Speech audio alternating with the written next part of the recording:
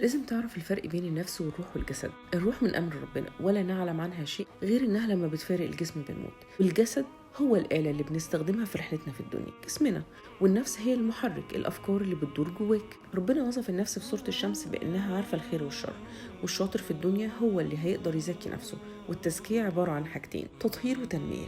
هتطهر نفسك من شرورها وتنميها وتشتغل عليها عشان تحافظ على توازنها. وأكيد اللي هيخبي الشر جوه هو الخسران، لأنه بعد فترة هيكره نفسه وهيحاول يكذب وينافق، ويمكن حتى يأذي أقرب الناس ليه عشان بس يكسب عطف وحب الناس اللي حواليه. وده أصل مشاكل اضطرابات الشخصيات. لو عايز تسيطر على نفسك يبقى محتاج تتعلم تتحكم فيها.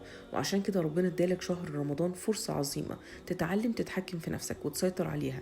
لازم تعرف ان النفس هتكون أمارة بالسوء لو متهذبتش، وهتكون لوامة لو هذبتها بس لسه الإيمان مش قوي في قلبك، وهتكون مطمئنة لو هذبتها وحمتها بالإيمان. تفتكر بعد الكلام ده لسه مش قادر على نفسك؟